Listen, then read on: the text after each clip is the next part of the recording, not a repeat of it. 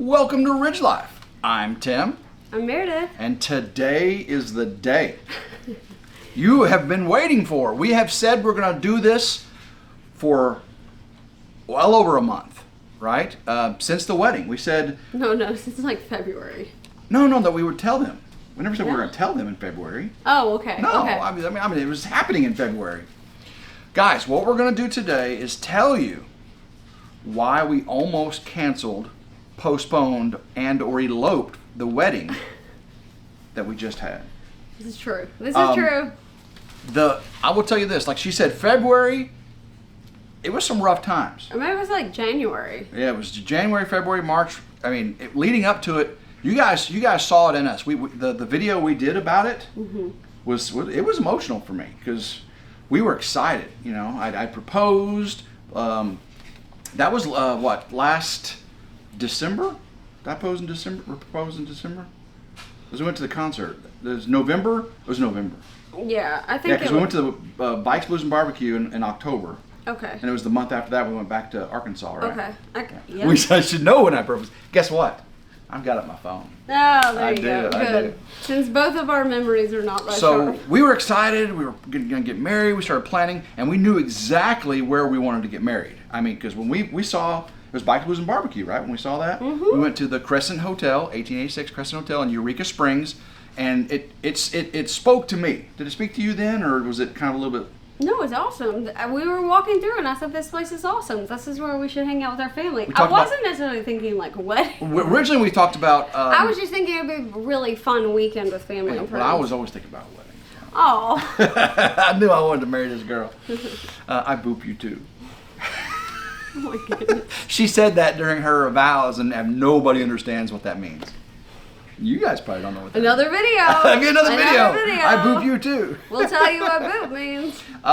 Yeah, so we were excited. We started planning the wedding. You know, Meredith got a wedding planner, put a deposit down, reserved the wedding venue, the cottage, the house. I mean, we were all in. And then something happened out of our control. And it really made us stressed. But I would say this. We were going to get married no matter what. I knew that. So I was a little less stressed. Yeah. But you were very stressed. For a couple reasons. There was a couple reasons. It's her wedding, for one thing, or the last wedding, right?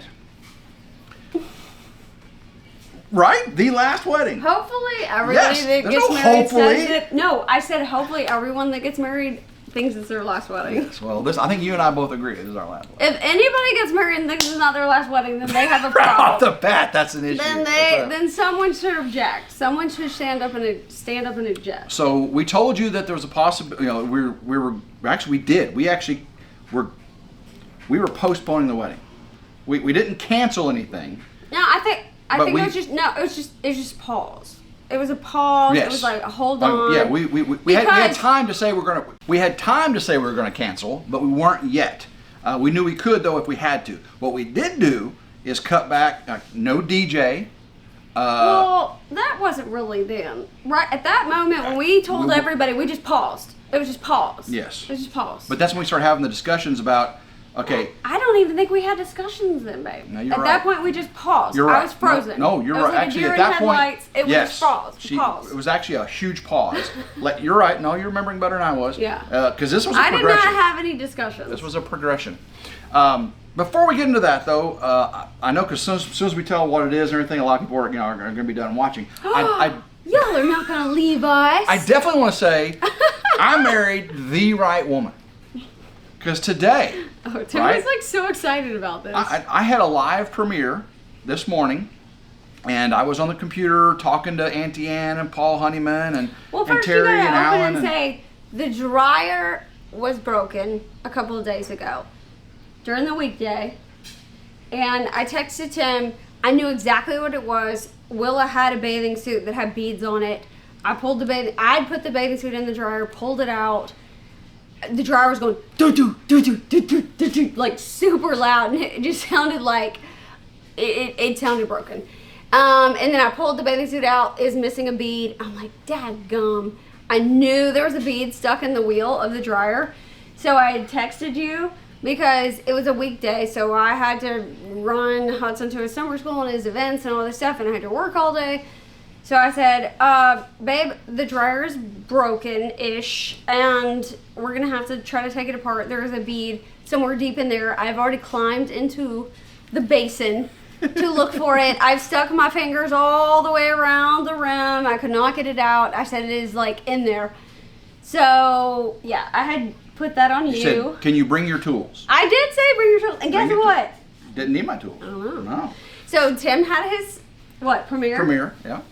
And for some reason I felt motivated. I did. I heard her over there, and she said, "Oh, I'm just prepping for you, babe. I'm prepping." Well, I did first.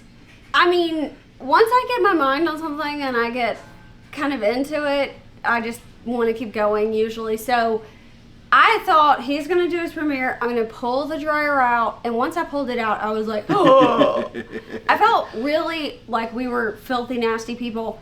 I did find 3 cats, 3 dogs, 2 kids. No, it has nothing to do with that. It's the vent.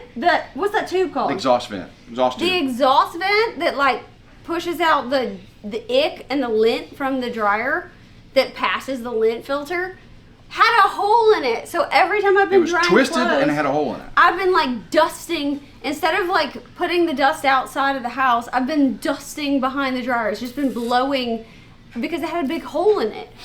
So I pulled that out and started cleaning, and I said I'm just prepping. So I do my premiere, and then my premiere was an hour long, by the way, guys, an hour long, and she started. They should know that. Surely you guys attended it, right? You went to the premiere. Yeah. So you watched. An hour goes by. I get done. I walk into the laundry room, and Meredith is there with the dryer completely disassembled. She's holding up the barrel. You're leaving out the most important part.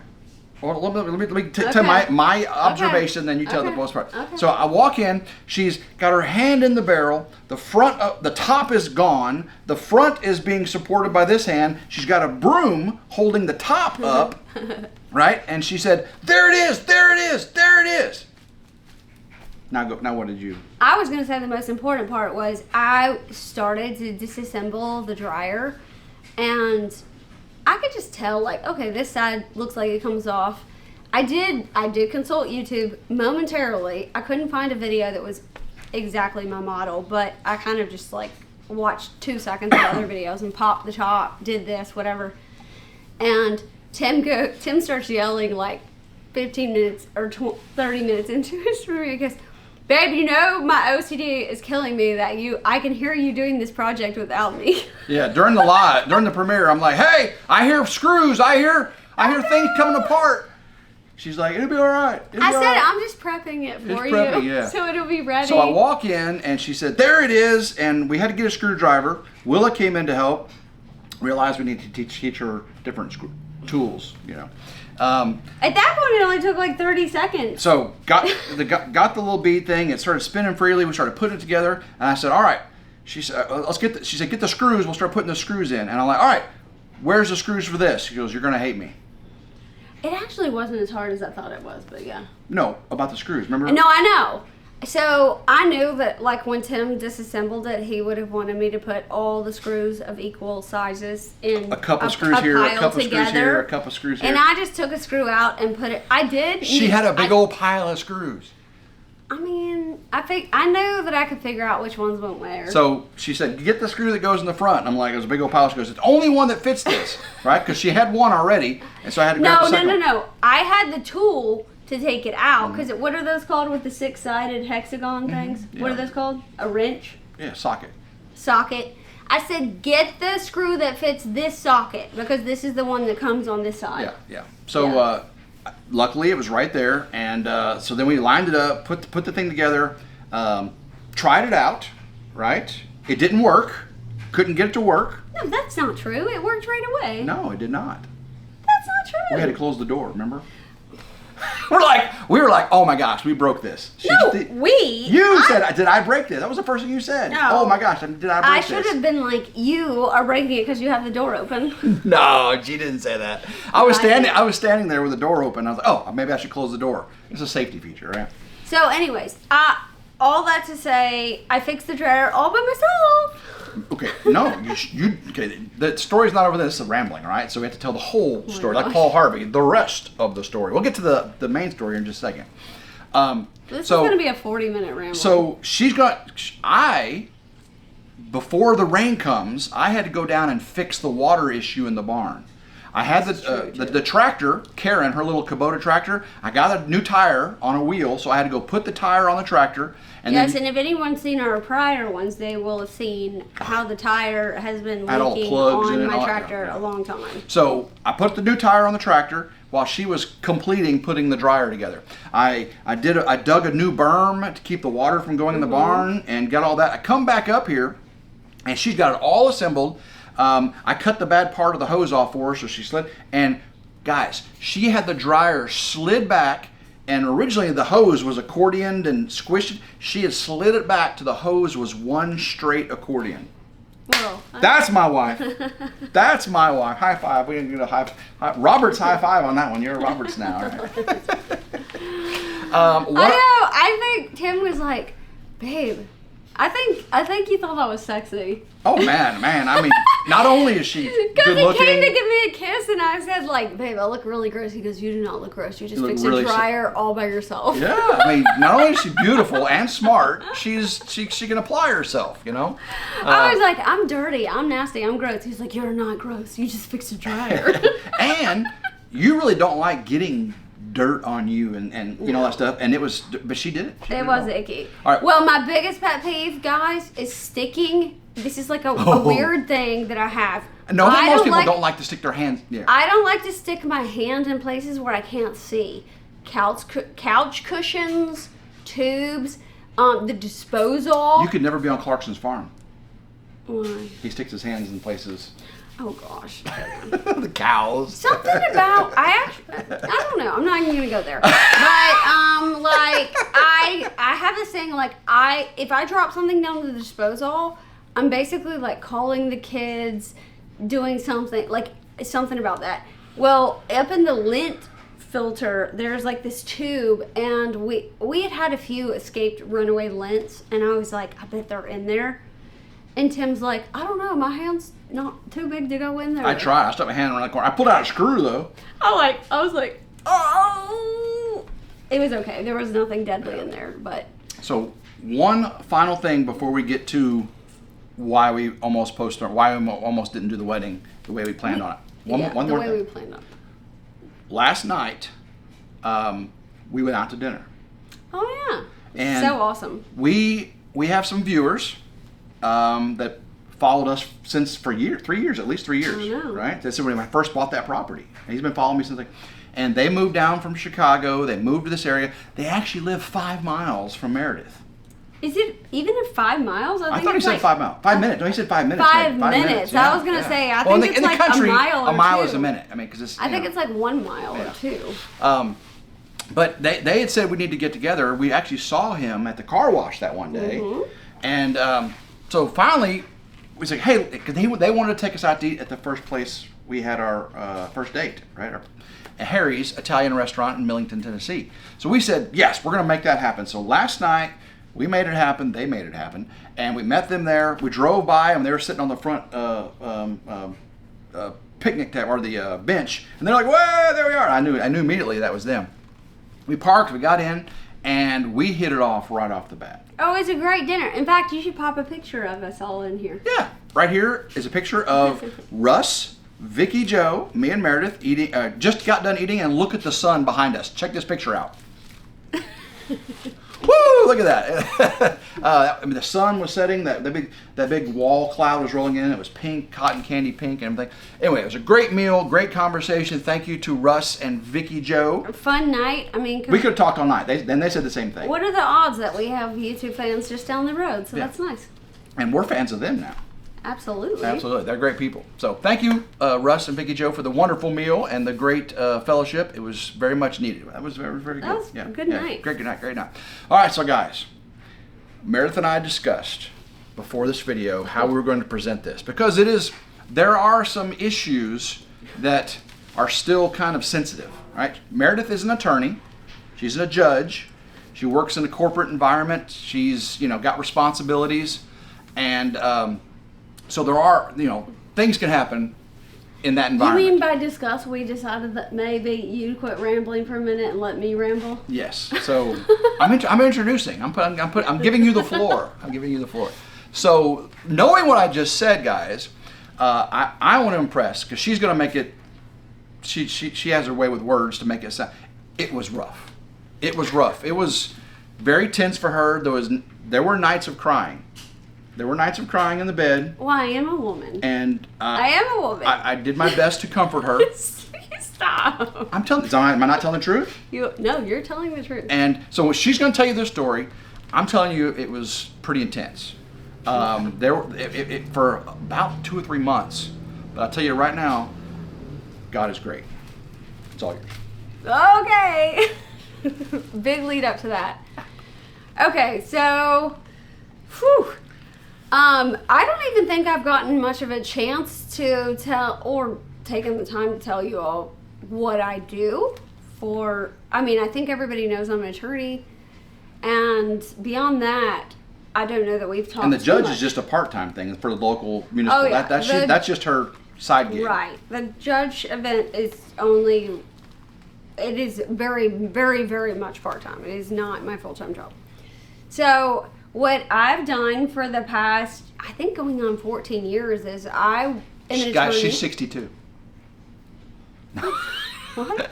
Most people think you're like 24 or something. They're like, how can she have been an attorney for 14 years We in a said corporate environment? We said my age on a prior She is rambling. 41 check years back. old. Oh, I was going to make him check back. No. She's 41 You have to years go back old. and watch all the other ramblings to figure out how old I am. It's a mystery from now on. You can't be telling everybody Went to how old law I am school, forever. got out, started, and she's been in the corporate environment doing that for 14 years. I know. Hold on.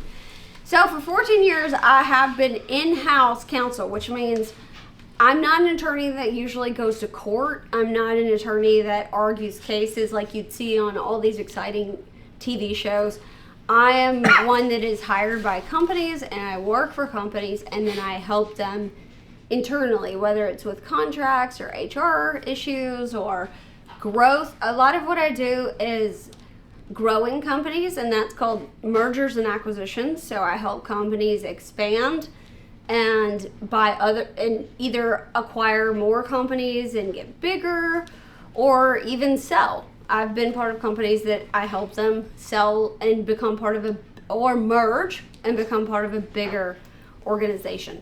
So the unique part about that, though, is for those of you out there who feel like, oh, I've got a job, I'm going to stay with this company forever. I internally in my heart always know that, no matter what company you're with, whether it's a Fortune 500 and publicly traded or small, whatever, companies can change just like people. And they go through cycles, and, there's layoffs, there's transitions, there's sales, there's growth, there's pivots. Sometimes the markets change.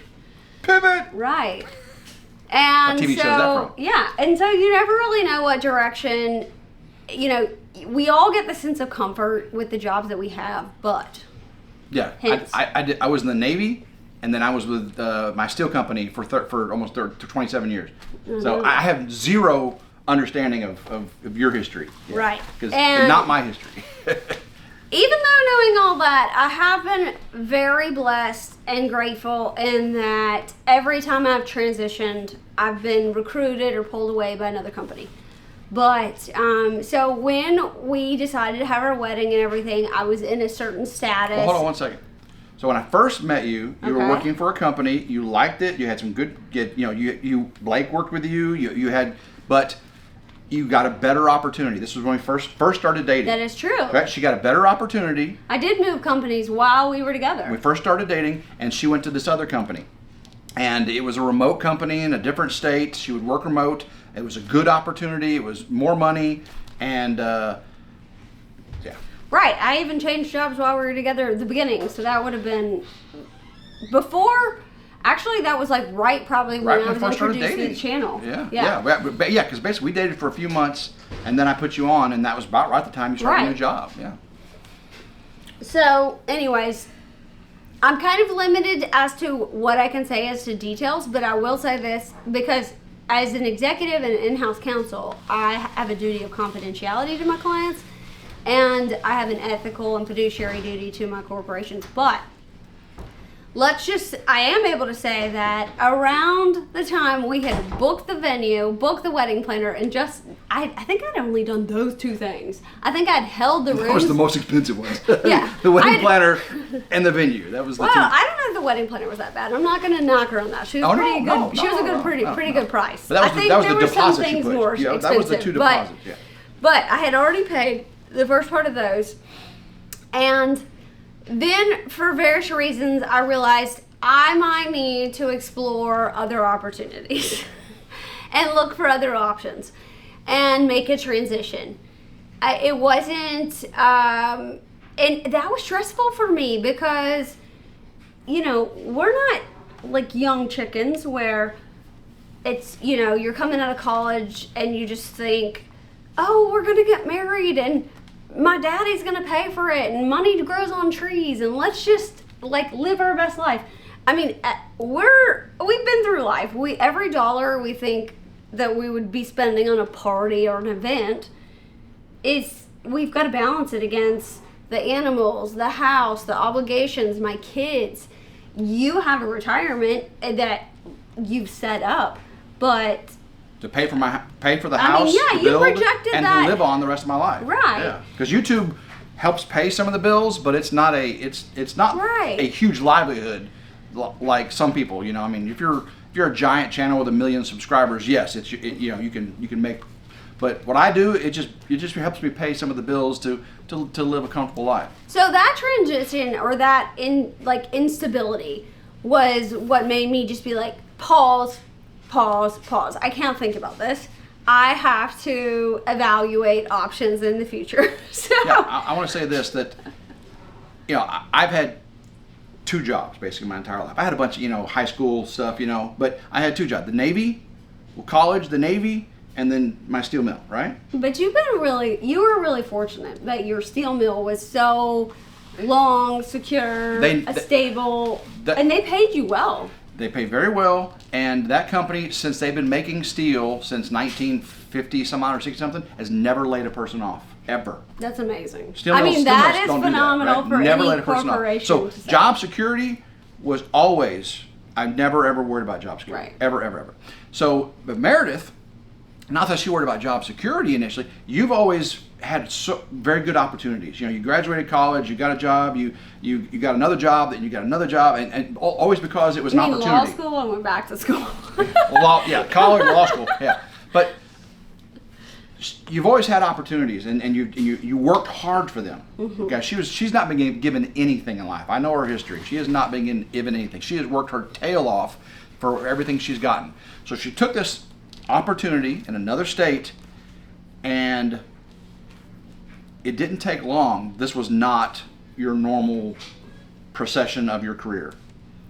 Yeah, I think that's fair to say. Something was off. Well, I think that's fair to say. So anyways, that's the reason why we were like, pause.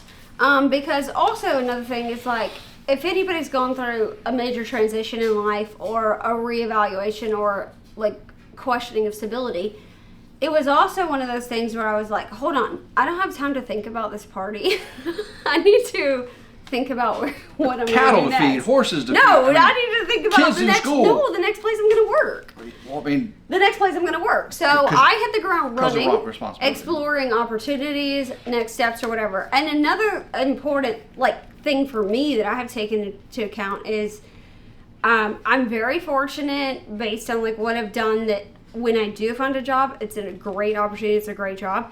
But numbers wise, there's not a whole lot of my jobs out there. There's only 1 or 2 positions for my role in middle-sized companies.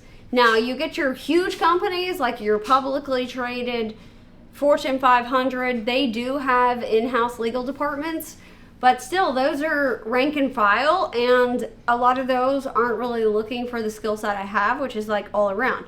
Your small companies don't want to pay for me, so they're not ready for a lawyer. So really, I can only work for middle companies, middle-sized companies, and there's only one. There's only one position available. So I have to find companies that are right in that middle section. Right. Yeah. For a company, if there's any, there's one of what you do. Right. Right. There's not like 7 managers, department manager. There's all this. No. There's you. Right. No. There's usually only one general counsel or one chief legal officer, and like I said, for larger companies, they'll have multiple general counsels, but those are still very difficult positions to have. Some companies want you on site. Some companies are, location specific. Then you've got to consider industry specific. A lot of companies are looking for industry specific. So, all that to say, I was pretty stressed trying to navigate next steps, and that is why and one reason why we got in the pinch, folks, is because we released a video saying, we wouldn't really probably bring any of this up except for the fact that we had put out a video the week before that said, boom, ba da dum. Oh, it was that close to. I forgot about that. Yeah, no, we were. Oh my gosh. That's why we got in a pickle, because we wouldn't have brought this up. I remember this now. Honestly, we never would have brought this up, but we had said, boom, ba da dum, we're gonna announce our location. Yes, that's right. And then all this started to develop, and we were supposed to tell you guys the next week.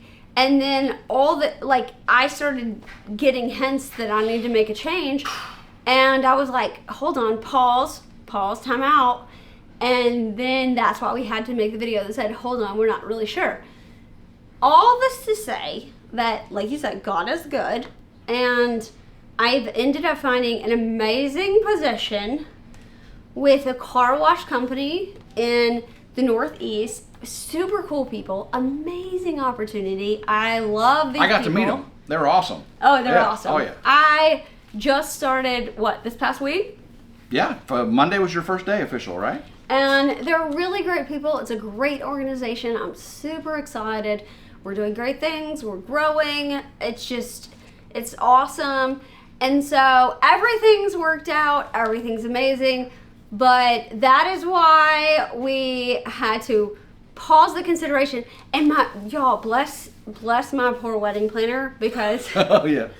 So I booked this stuff. This is where it gets into the DJ, the videographer, the photographer. Remember all that? I don't know that was so much about that, even still, but well, she was asking, and we were like, so the wedding planner starts messaging me, what are you thinking for flowers? What do you think for this? And I was like, I don't know if I have job security. I can't think about this now. I don't think we need flowers. And then she was like, well, are you still moving forward?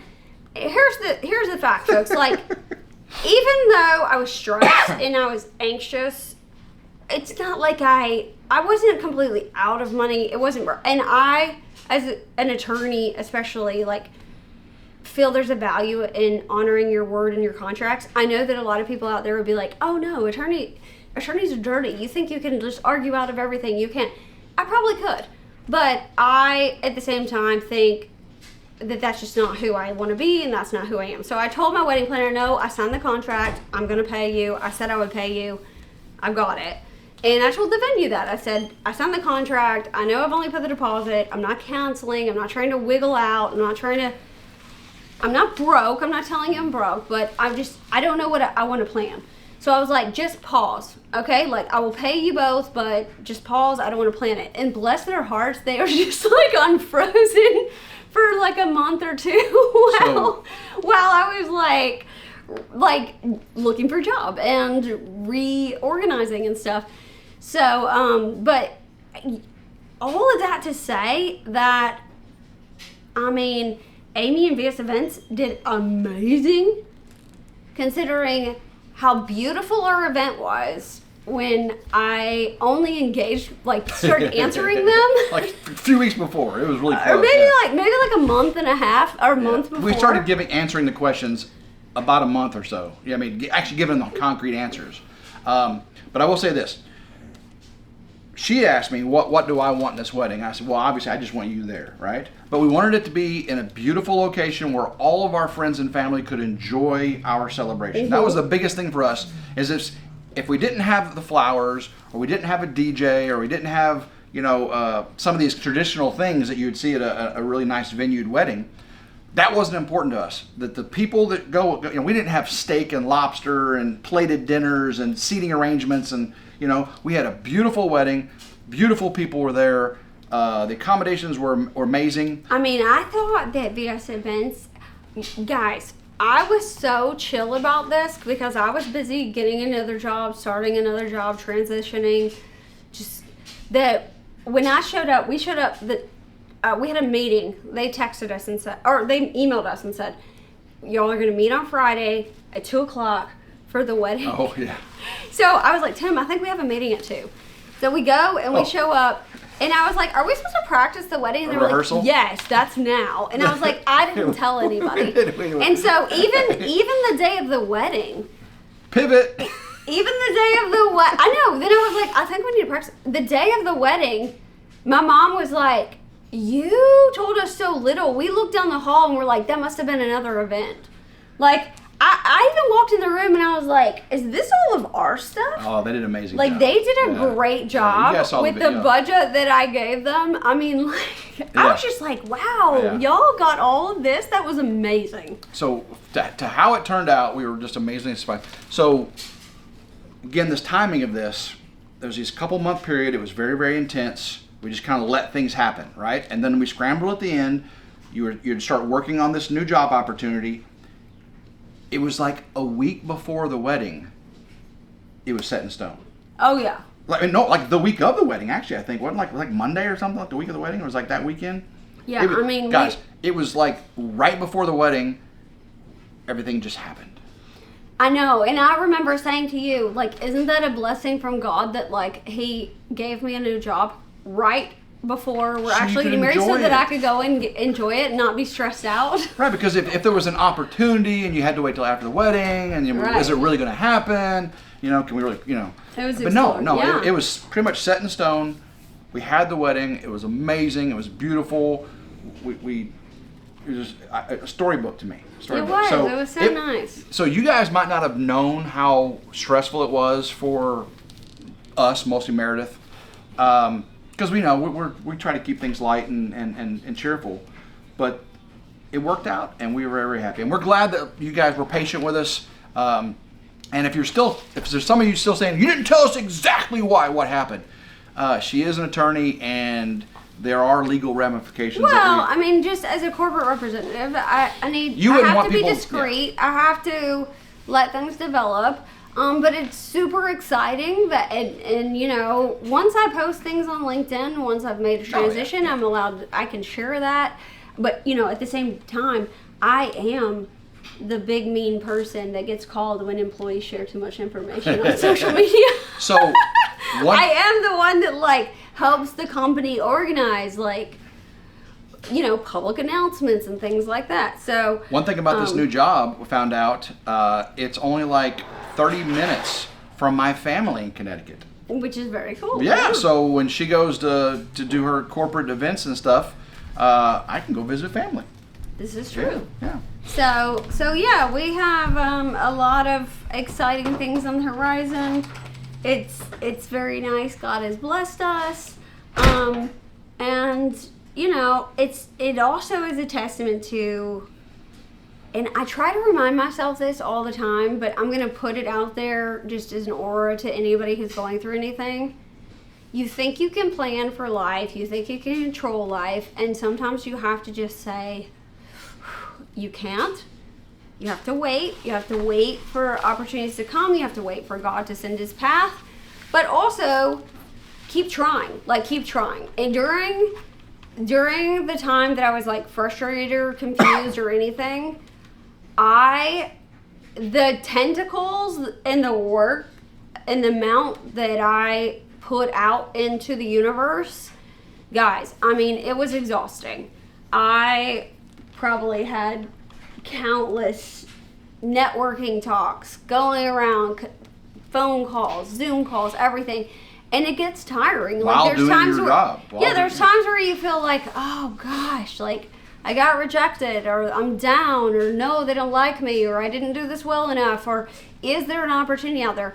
And the odds that I would think that I would be able to connect with a company in the Northeast, and I'm down here in the South, and, it's just providence of God. It's karma, luck, God, all of the above, hard work, zealousness, keep going. So whatever you're going through, just don't give up. Don't go lay in the bed Eat bonbons. And eat ice cream and cry. Or maybe if You can do a little bit of that, If you need to, just do it for a half day and then get your motivation and then get up and because if you look at every single person that's done something great in life, and I think they'll all tell you that their failures are longer than their successes. So that's what really defines us is can you take your resilience? Are we resilient? Can you take your failure, take a deep breath, calm down, process it, and then be resilient and then just get back up? It's hard. I truly believe that, life is a humbling experience because we strive, we succeed, and it's a human nature tendency to think that we did something. Mm-hmm. And it's humbling whenever we realize that no, we're granted this opportunity. We're gifted this. It's a blessing through grace and mercy. And once we realize that, it's just like the world opens up. And I think we've seen that in our relationship, haven't you? Yeah. Yeah. But I also, with maturity, have come to the understanding that when I was younger, I used to think, there's going to be a point where, I've made it. I'm calm, whatever. I don't have to worry about anything. The whole world is like my oyster. It's just you get to that point. And newsflash, folks, no. We live on a planet, you can't predict if your house is going to get hit by a tornado, if somebody's going to get sick, a loved one's going to be lost. It's so I think with age, I've really come to the understanding that enjoy each moment. Every moment. Like it's your last because you can't predict the future and we are at the mercy of it. So, but at the same time, I'm not good at it. Don't fear the future. She's Miss Risk Averse. So all right. Well, guys, I hope you were enlightened by our discussion today. I do want to thank again Russ and Vicky Joe. We went way more than 20 minutes. I'm glad. Hey, this is people wanted to hear what happened, and I definitely wanted them to know that we are good. Our marriage is good. Our life is good, and no matter what happens, God is good. So. Guys, if you did like today's video, please give it a big old thumbs up. Like, share, and subscribe. It's always 100% free. Hit that notification bell right down there to be notified anytime a new video comes out. And if you've got a hype on a mobile device available, hit it. So until next time, I hope everyone has a blessed day. Keep rambling. Go RidgeLife. Woo! Mwah. I didn't have to do the hat thing. We had the hat on for so many times. Mwah.